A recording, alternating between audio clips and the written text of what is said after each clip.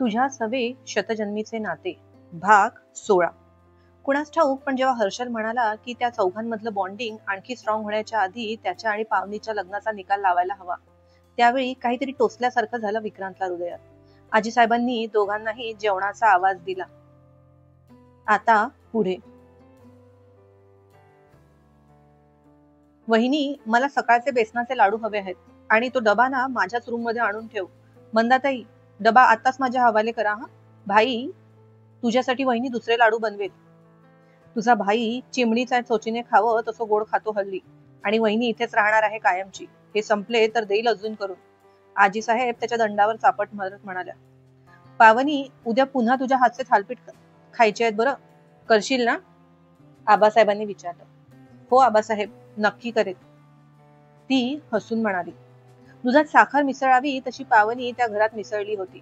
एक विक्रांत सोडला तर खूप कमी वेळात तिला त्या माणसांनी तिला एकमेकांचा लळा लागला होता. किंवा मग विक्रांतचीही सुद्धा सुरुवात होती. तो म्हणाला तसं खरंच निरागस निर्मळ होती ती, लाघवी, दिसायला अप्रतिम सुंदर. विक्रांत कितीही सडेतोड स्पष्ट असला तरी या बंधनात स्वतःला न अडकू देण्यासाठी त्याला बरीच मेहनत घ्यावी लागणार होती. हर्षलला हे चित्र स्पष्ट दिसत होतं. गप्पा गोष्टींमध्ये जेवणं आटोपली. विराजने मंदाताईंना सगळ्यांसाठी आईस्क्रीम आणायला लावलं. येताना मघा त्याने आईस्क्रीम आणलं होतं. आजीसाहेब आबासाहेबांना अगदी थोडंसं घेतलं, म्हणजे आबासाहेबांची घ्यायची इच्छा होती, पण पावनीने अडवलं त्यांना. सकाळी आधीच लाडू खाल्लेला आहे आबासाहेब, आता पुन्हा आईस्क्रीम नको. किती साखर खायची? डॉक्टरांनी काय सांगितलंय लक्षात आहे ना? तुमच्या फाईलमध्ये क्लिअरली लिहिलेलं आहे, नो शुगर, नाहीतर उद्याचे थालीपीठ कॅन्सल.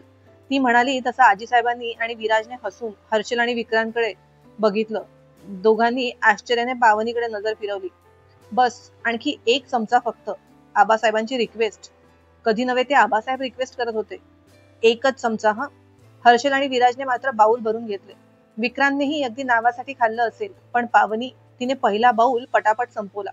कालपासून आईस्क्रीम खायची इच्छा होत होती तिची, पण तिने बोलून दाखवली नव्हती. विराजने आणलेला फ्लेवरही तिच्या आवडीचा होता. तिने एवढं पटापट खाल्लेलं पाहून विराजने विचारलंही, वहिनी, आवडलं तुला? हो, छान आहे. एवढं बाऊलभर आईस्क्रीम खाऊनही मन तृप्त झालं नव्हतं. पुन्हा खावंसं वाटलं, पण तिने आवरलं स्वतःला. अगं, आवडलाय तर मग घे ना अजून एक बाऊल, म्हणत त्याने तिच्या बाऊलमध्ये आईस्क्रीम टाकायलाही सुरुवात केली. नो नो, काल स्नीज करत होतीस तू, don't it more.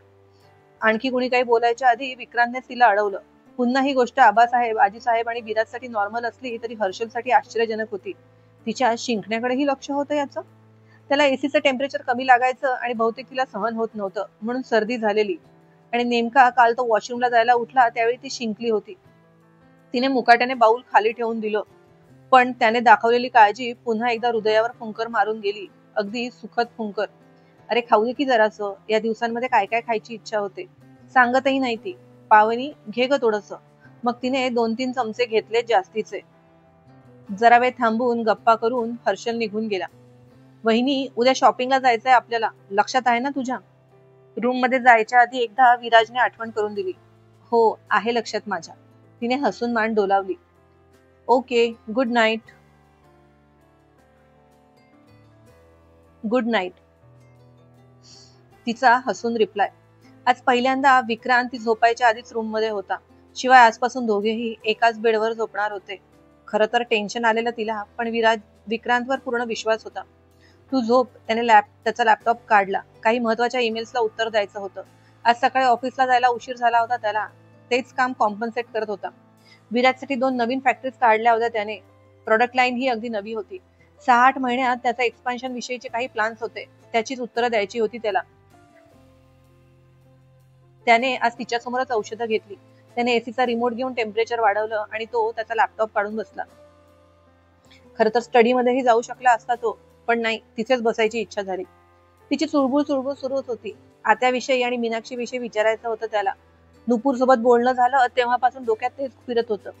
Mister Karkhanis, sorry तुम्हाला डिस्टर्ब करतेय मी, पण मला ते विचारायचं होतं की आत्या आणि मीनाक्षी कुठे आहेत? त्या ठीक आहेत ना?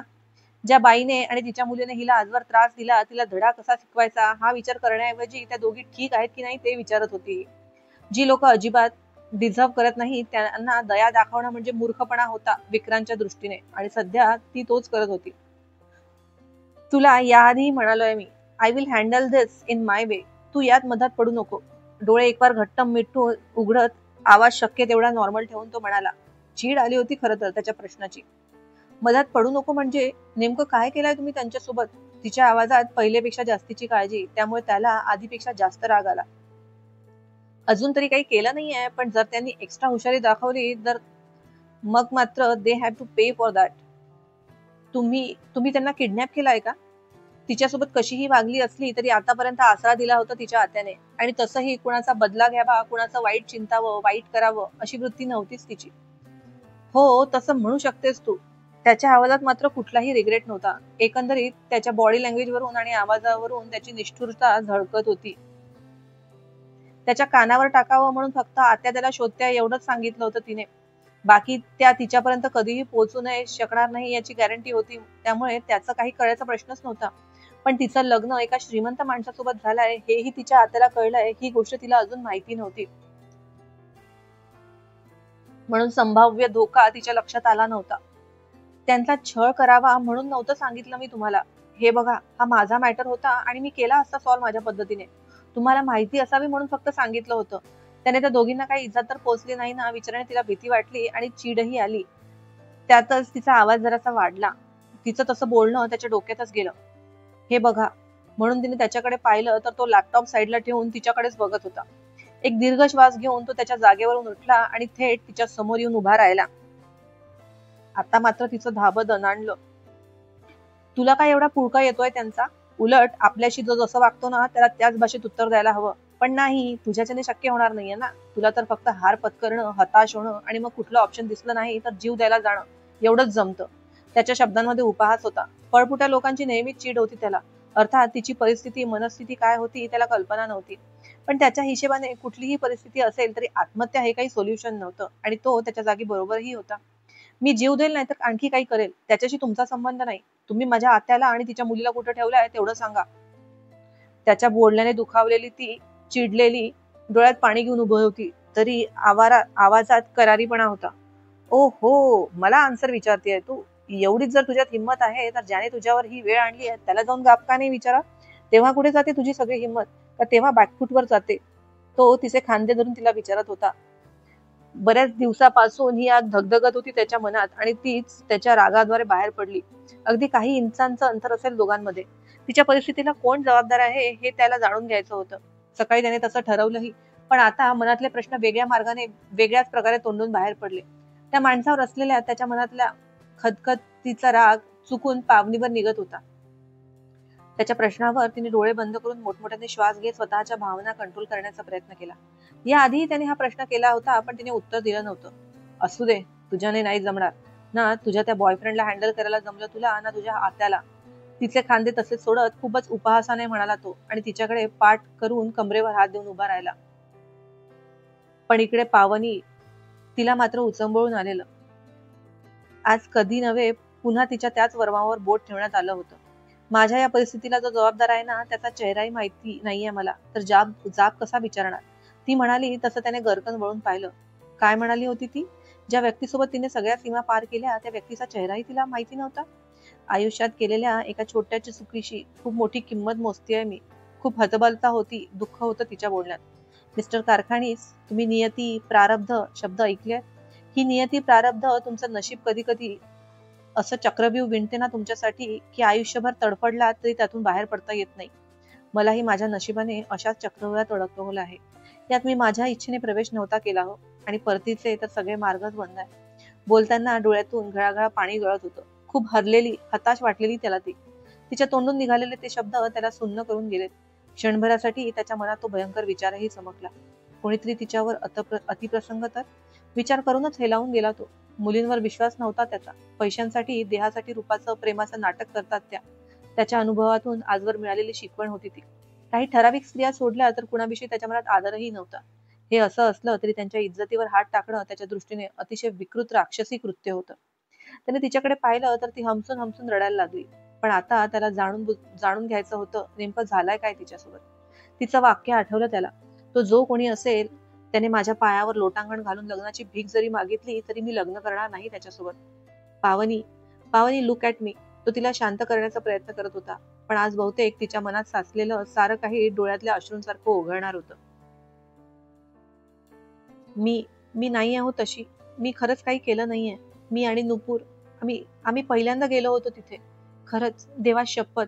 रडता रडत आता तिने गळ्याला हात लावला. त्या त्या माणसाने कोल्ड ड्रिंक दिलं होतं मला, आणि त्यानंतर त्यानंतर माझं डोकं डोर झालं. मी वॉशरूमला जात होते, पण मग मधातच. मी खरंच सांगते मिस्टर कारखानीस, मी स्वतःहून काहीच नाही केलं हो. मी नाहीये तशी. आत्या म्हणते, मीनाक्षी म्हणते, तसं काहीच केलं नाहीये मी. त्यानंतर काय घडलं मला काहीच आठवत नाही. तो कोण होता, त्याचं नाव काहीही माहिती नाहीये मला. मग कुठे शोधू मी त्याला? विक्रांत तिचं सगळं बोलणं लक्षपूर्वक ऐकत होता. एकंदरीत नेमकं काय घडलंय याची थोडीफार कल्पना आली त्याला. त्याच्या मनातल्या प्रश्नांचं अस्पष्ट का होईना उत्तर मिळालं होतं. तू तू तुमचा तुमचा विश्वास नाहीये का माझ्यावर? कसा कसा ठेवणार? कोणीच ठेवणार नाही. पुरावा नाहीये ना माझ्याकडे. आत्याने म्हटलं मला की मीही माझ्या आईसारखी. पण माझी आई तशी नव्हती. ती ती प्रामाणिक होती माझ्या वडिलांसोबत. तिने काहीच केलं नाही हो. ती हुंदके देत रडत होती, अडखळत अस्पष्ट बोलत होती. तिची हालत पाहता तिने एवढा स्ट्रेस घेणं रडणं योग्य नव्हतं. तो तिला शांत करण्याचा प्रयत्न करत होता, धीर देण्याचा प्रयत्न करत होता. पावनी, रडू नकोस. Please please don't cry, and I trust you. This much stress is not good for you. तो तिचे डोळे पुसत केस सावरत तिला सांगत होता. पण ती तेच तेच परत परत रडत रडत त्याला सांगत होती. स्वतःचा निर्दोषत्व त्याला पटवून देण्याचा प्रयत्न करत होती. ती शांतच होत नाहीये ते पाहून त्याने शेवटी तिला जवळ घेतलं आणि आपल्या मिठीत कुरवाळलं. हळुवारपणे तिच्या केसांवर, तिच्या पाठीवर हात फिरवून तो तिला शांत करत होता. शब्दांनी तिला धीर देण्याचा प्रयत्न करत होता. तिने त्याच्या दोन्ही हातात त्याच्या पाठीवरचा टी शर्ट धरून ठेवलेला.